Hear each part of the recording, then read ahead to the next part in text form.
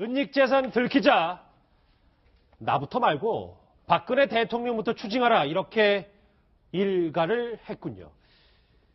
국정농단의 장본인 최순실 씨가 오히려 박근혜 대통령을 향했습니다. 이 얘기부터 좀 짚어봐야 될 텐데 먼저 이현정 의원님. 네.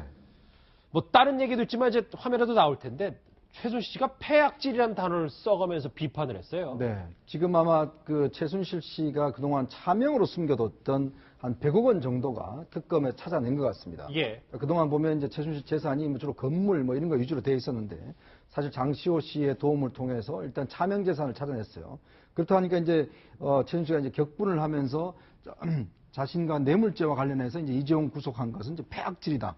이렇게 이야기를 했거든요. 이 폐악질이라는 것은 그 사람의 도리를 할 수 없는 뭐 그런 짓을 이제 폐악질이라고 우리가 또 이야기를 하는데 저는 요즘 보면은 정말 이게 죄를 받아야 될 사람들이 오히려 큰 소리를 치는 이게 좀 가치 혼돈의 시대에 좀 사는 듯한 그런 느낌마저 솔직히 듭니다. 예. 그 뭐냐면 사실 자신이 한 짓은 전혀 문제가 없다라고 하고 지금 특검에서 오히려 찾아낸 데 대해서 오히려 그것에 격분하고 있는 정말 이런 모습을 보여주고 있는데 사실은 이제 최순실 재산이 그동안 뭐 독일에 숨어 있었다 어디에 숨어 있었다 이런 이야기가 많았지 않습니까? 예. 그러면서 특검이 현재로서 이제 100억 정도밖에 아직까지 못 찾아냈는데 사실 이제 이재용 부회장이 일단 뇌물죄로 구속이 되면 바로 자신도 뇌물죄와 관련해서 이제 처벌될 수가 있습니다. 그렇죠. 그러면 다른 형량과 비교할 수 없을 정도로 형량이 굉장히 높아져요. 이제 그런 의미에서 이재용 부회장에 대한 이제 이 뇌물죄 구속은 폐악질이다 이런 이야기를 한 것 같습니다. 예. 예, 폐악질이란 단어가 참 생소한데 지금 상황에 맞는 단어를 썼다고 볼 수 있을까요? 그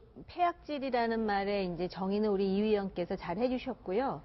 보통 폐악질을 하는 여자들이 폐악질이라는 말을 많이 쓰는 그런 경향이 있고, 그 다음에 보통 글쎄 꼭 그렇지는 않겠지만 중년 이상의 여자들이 쓰는 용어 중에 하나, 그러니까 예를 든다면 옛날 영화 중에 올감이라고 있잖아요. 네. 예. 시어머니가 며느리한테 하는 그 짓, 그것도 폐악질이고, 또 조선 숙종 때 장희빈이 인현왕후한테 했던 거, 또 숙종 당시에 그 영조의 모친이었던 무수리한테 장희빈이 했던 짓, 그렇게 해서 이해하시면 굉장히 폐악질이 어떤 건지 쉬울 거라고 생각하고 조금 전에도 말씀드렸듯이 예. 그렇게 잘 쓰는 말이 아닌데 주로 폐악질을 좀 하던 사람이 폐악질이라는 말을 쓴다는 거, 그거는 지금 강조하고 싶습니다. 이게 입에 담기도 어감이 너무 세서요. 근데 김남국 변호사님. 네. 글쎄 우리가 4개월 동안 최순실 씨 얘기를 하고 있는데 본인은 아까도 저 채널의 단독 보도지만 뇌물 혐의 무죄를 자신한다라고 예. 얘기하고 있거든요.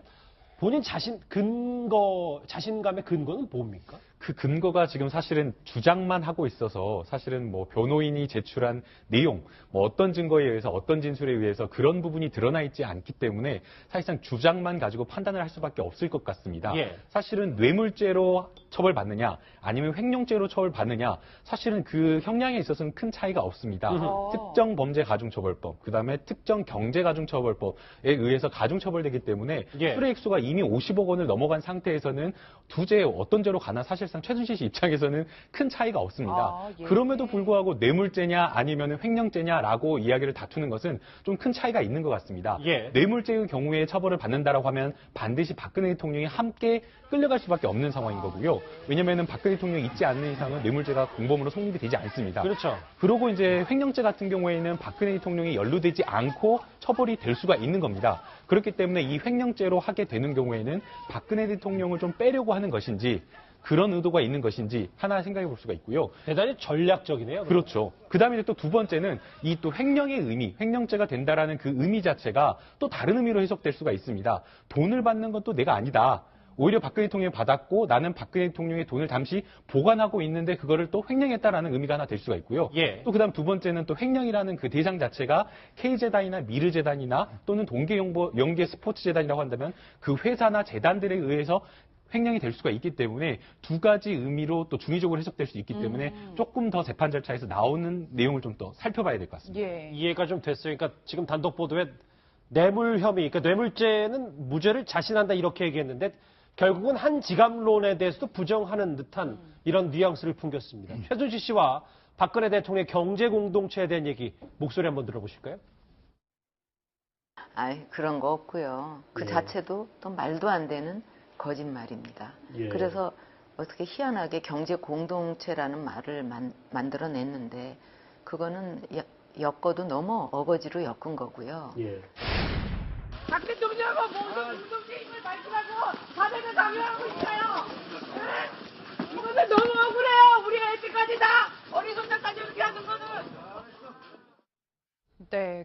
공동체라는 말에 대해 알러지 반응을 보이는 것 같은데 예. 내 재산을 몰수할 거면 박 대통령 재산부터 추징하라 뭐 예. 이런 주장을 했어요. 그래서 이제 얼른 들으면은 최순실 씨가 박 대통령하고 완전히 선을 긋는 것처럼 여기 따로따로다라는 얘기를 선을 긋는 것처럼 들리는데 제가 보기에는 그것보다는 자기 돈을 안 뺏기려고 그러는 것 같아요. 아. 네, 자기 돈 안 뺏기려고 이것이 그리고 이제 경제 공동체가 절대 아니다. 경제 공동체가 아닌데 왜 그 나한테 이러느냐. 그리고 실질적으로 경제 공동체라고 그러면은 박 대통령부터 해야지 왜 나부터 하느냐. 이런 의미에서 이렇게 이런 얘기를 하는 게 아닌가 이렇게 생각이 들고 또 우리가 평소에도 우리가 쭉 그 특검이 그 조사 과정에서 쭉 우리 한 6개월 동안 지켜보고 다 봤지만 그럴까봐 아주 이렇게 철저히 좀 부인하는 게 아닌가 저는 그렇게 보입니다. 그러니까 선을 긋는 건 아니고 네, 대통령하고 선을 긋는다기보다는 그 경제 공동체가 아니라는 것을 우선 부인하는 거죠. 그래도 대통령의 재산을 얘기했다는 게 상당히 놀랍긴 해요. 저는 딱 저 말을 듣는 순간 왜 툭하면 경제 공동체에서 내 거부터 빼서 뺏으려면 대통령 거부터 빼서 이렇게 들었습니다. 솔직히 말씀을 드리면. 예. 그리고 이제 그 박 대통령의 그 재산에 대해서도 어느 정도인지 이제 많은 이야기들이 나오잖아요. 근데 흥미로운 것이 올해는 아직 이제 그 재산신고, 공직자 재산신고가 끝나지 않았는데 작년 재산신고 보면 좀 흥미로운 내용이 있어요. 박 대통령의 재산이 그 당시에 35억 1924만 원이 나왔다 그럽니다. 그런데 그 중에 이제 그 삼성동 주택이라든지 또는 뭐 급여라든지 인세라든지 이런 거를 감안할 때 한 3억 5천만 원 이상이 늘었다 그러는데 그때는 이제 이 사건이 불거지기 전 아니었습니까? 그렇죠. 예. 그때 기자들의 보도에 이런 게 나옵니다. 연봉보다 재산 증가액이 더 많다. 그러니까 이제 물론 인세도 있고 또 집값이 부동산분이 올라간 부분도 있지만 그 작년에 신고한 액수대로 하면은 그 전에 연봉을 하나도 쓰지 않았다라고 해도 과언이 아닐 정도로. 근데 요번에 왜 의상비라든지 여러 가지 논란이 되는 문제가 나왔었지 않았습니까? 그래서 예. 의상비를 노란 봉투에 담아가지고 뭐 윤전추를 시켜서 또는 이영산을 시켜갖고 의상비를 지출했다 그러는데 작년 요맘때쯤 그 언론 보도가 이렇게 흥미로운 언론 보도가 나왔다라는 것이 새삼스럽습니다. 일단 뭐 지금까지 주장한 모든 재산은 본인 스스로 최순실 씨는 벌었다는 얘기인데 이 최순실 국정농단 파문 그러니까 2007년에 최초로 제기했던 김혜호 목사 목소리부터 먼저 들어보시죠. 무슨 옷가게 했다. 또 유치원을 해서 자기가 사회활동을 해서 벌었다. 강남에서 서울에서 전국에서 옷가게 한 2년 해가지고 그런 정도의 재산을 이룬다는 일이 있을 수가 없죠. 최순실이라는 사람은 입만 열면은 그 당시에도 거짓말을 했고 조사받는 과정도 모두 부인을 한다 하는데 그건 아니오시다죠. 네, 실제로 특검에서 최순실 씨에 대해 차명 재산 형성 과정에 대해 굉장히 강도 높은 조사를 한 것으로 알려졌는데 이런 반응을 보이는 것은 내가 이런 상황에도 불구하고 절대 재산을 뺏길 수 없다 이런 의지를 드러냈다고 볼 수 있겠죠. 네, 최순실 씨가 뭐 과도하게 본인의 어떤 재산을 지키고자 하는 모습을 보였던 건 맞는 것 같습니다. 그런 의미에서 생각을 해보면 이 발언 역시 내 재산을 뺏기고 싶지 않다라는 어떤 극단적인 어떤 과도로 신경질적인 반응이라고 생각할 수 있을 것 같습니다. 예. 그런데 또 거기에 또 하나 더해보면 사실상 이 말은 바꿔 말하면 내가 죄가 성립된다라고 한다면 그래서 내 재산의 추징이 가능하다고 한다면 박근혜 대통령에도 역시 죄가 성립된다라는 그 이야기를 하고자 하는 것이 아닌가 생각이 듭니다. 결국 그 말은 내 죄는 결국에는 박근혜 대통령의 공범관계에 성립되는 범죄이기 때문에 내 재산을 추징하려고 한다면 박근혜 대통령의 재산도 추징하라. 그러니까 나와 박근혜 대통령은 범죄와 관련해서 뭐 재산과 관련해서도 당연히 공동체가 될 수 있겠지만 재산과 관련돼서도 공동체가 될 수 있다. 그러니까 나를 처벌하려고 하면 너희들이 지금 수사도 못하고 있는 박근혜 대통령에 대해서도 수사를 하고 처벌을 하라. 왜 나는 왜 나만 처벌하면서 박근혜 대통령은 그대로 두고 있느냐. 결국에는 이 말을 좀 하고 싶어요. 잠시만요. 변호사님께서는 아까는 선을 완벽히 긋은 건 아니라고 했는데 일정 부분 김남욱 변호사님 보시기에도 물귀신 작전이 약간은 있는 거. 그런 것이죠. 네. 그러니까 결국에는 지금 최순실 씨 입장에서는 억울한 겁니다. 왜냐하면은 지금 특검에서 이야기를 하고 있는 것은 박근혜 대통령과 최순실 씨, 안종범 수석 그렇게 다 공범관계라고 하고 있는데 예. 나에 대해서만 수사를 하고 나에 대해서만 기소를 했는데 왜 박근혜 대통령에 대해서는 수사도 하지 않고 전혀 지금 조사를 하지 않고 있느냐. 지금 그 이야기를 좀 하고 싶은 것 같습니다. 이현정 의원님. 이게 지금 사실은 최순실 씨가 이 재산에 대한 집착을 많이 하는 게 보면 예. 아마 제가 볼 때는 아마 최태민 목사, 최태민 씨로부터 아버지로부터 이어받으면서 결국 돈이 권력이다라는 걸 뼈저리게 느꼈던 것 같아요. 즉 권력은 또 돈이고 그런 걸 느끼면 실제로 그 이제 이 박근혜 대통령이 이제 청와대를 나와서 그 야인 생활을 할 때 보면 그때 이제 유경재단이나 뭐 여러 가지 사업을 통해서 사실 재산을 좀 늘리잖아요. 예. 그런 어떤 이 재산의 기본으로 해서 98년 선거에서 사실 박근혜 대통령이 보궐선거에 당선이 되지 않습니까? 당시에 보면 그 돈을 다 지원해 준 게 누굽니까? 결국은 최태민 씨 일가, 그 임순희 씨가 돈 가치를 다 그 자녀들부터 각출받아서 진짜 그 돈으로 이제 사실 선거를 했지 않습니까? 그런 걸로 보면 아마 최순실 씨 입장에서는 결국에 이 돈을 모아야지만 권력을 유지할 수가 있고 이후로도 꾸준히 갈 수가 있다. 아마 그런 집착력이 강했던 것 같아요.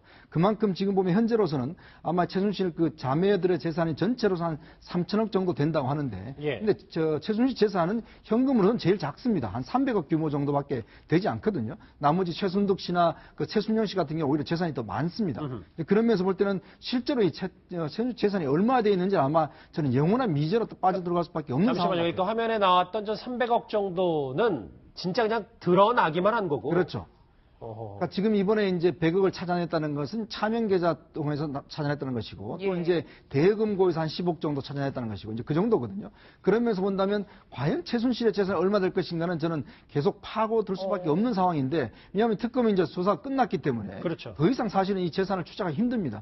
더군다나 지금 유럽에 있는 재산, 즉 독일에 있는 재산 같은 경우는 여전히 손을 못 대고 있지 않습니까? 그렇다고 본다면 그냥 우리가 추정으로는 어느 정도 될 것이다 추정을 하겠지만 실제로 손에 잡히는 재산은 현재 드러난 300억 플러스 100억 정도 이 정도가 아닐까 생각이 듭니다. 감의 근거는 뭡니까? 그 근거가 지금 사실은 주장만 하고 있어서 사실은 뭐 변호인이 제출한 내용, 뭐 어떤 증거에 의해서 어떤 진술에 의해서 그런 부분이 드러나 있지 않기 때문에 사실상 주장만 가지고 판단을 할 수밖에 없을 것 같습니다. 예. 사실은 뇌물죄로 처벌받느냐 아니면 횡령죄로 처벌받느냐 사실은 그 형량에 있어서는 큰 차이가 없습니다.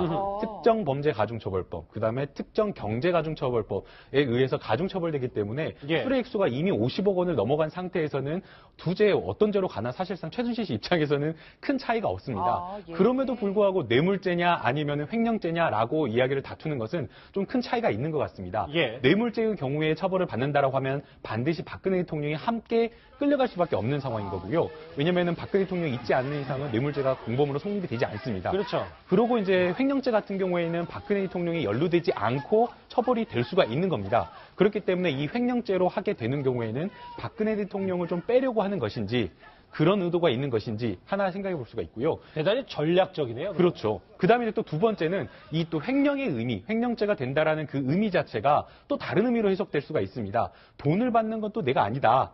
오히려 박근혜 대통령이 받았고 나는 박근혜 대통령의 돈을 잠시 보관하고 있는데 그거를 또 횡령했다라는 의미가 하나 될 수가 있고요. 예. 또 그다음 두 번째는 또 횡령이라는 그 대상 자체가 K재단이나 미르재단이나 또는 동계연계 스포츠재단이라고 한다면 그 회사나 재단들에 의해서 횡령이 될 수가 있기 때문에 두 가지 의미로 또 중의적으로 해석될 수 있기 때문에 조금 더 재판 절차에서 나오는 내용을 좀 더 살펴봐야 될 것 같습니다. 예. 이해가 좀 됐어요. 그러니까 지금 단독 보도에 뇌물 혐의, 그러니까 뇌물죄는 무죄를 자신한다 이렇게 얘기했는데 결국은 한 지갑론에 대해서도 부정하는 듯한 이런 뉘앙스를 풍겼습니다. 최순실 씨와 박근혜 대통령의 경제 공동체 은닉재산 들키자 나부터 말고 박근혜 대통령부터 추징하라 이렇게 일가를 했군요.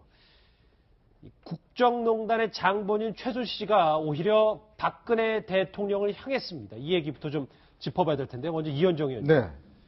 뭐 다른 얘기도 있지만 이제 화면에도 나올 텐데 최순실 씨가 폐악질이라는 단어를 써가면서 비판을 했어요. 네. 지금 아마 그 최순실 씨가 그동안 차명으로 숨겨뒀던 한 100억 원 정도가 특검에 찾아낸 것 같습니다. 예. 그동안 보면 이제 최순실 재산이 뭐 주로 건물 뭐 이런 거 위주로 되어 있었는데 사실 장시호 씨의 도움을 통해서 일단 차명 재산을 찾아냈어요. 그렇다 하니까 이제 최순실 씨가 이제 격분을 하면서 자신과 뇌물죄와 관련해서 이제 이재용 구속한 것은 이제 폐악질이다.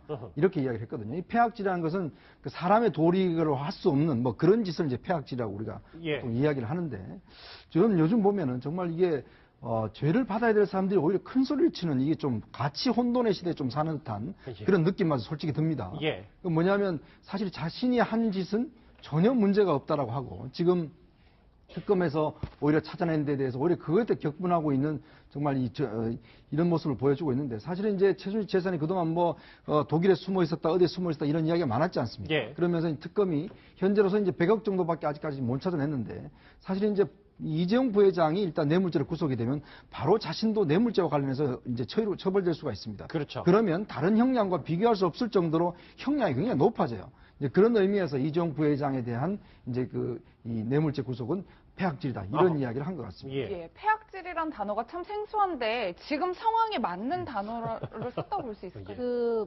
폐악질이라는 말의 이제 정의는 우리 이 위원께서 잘 해주셨고요. 보통 폐악질을 하는 여자들이 폐악질이라는 말을 많이 쓰는 그런 경향이 있고, 그 다음에 보통 글쎄 꼭 그렇진 않겠지만 중년 이상의 여자들이 쓰는 용어 중에 하나, 그러니까 예를 든다면 옛날 영화 중에 올감이라고 있잖아요. 네. 예. 시어머니가 며느리한테 하는 그 짓, 그것도 폐악질이고, 또 조선 숙종 때 장희빈이 인현왕후한테 했던 거, 또 숙종 당시에 그 영조의 모친이었던 무수리한테 장희빈이 했던 짓, 그렇게 해서 이해하시면 굉장히 폐악질이 어떤 건지 쉬울 거라고 생각하고 조금 전에도 말씀드렸듯이 예. 그렇게 잘 쓰는 말이 아닌데 주로 폐악질을 좀 하던 사람이 폐악질이라는 말을 쓴다는 거, 그거는 지금 강조하고 싶습니다. 이게 입에 담기도 어감이 너무 세서요. 근데 김남국 변호사님. 네.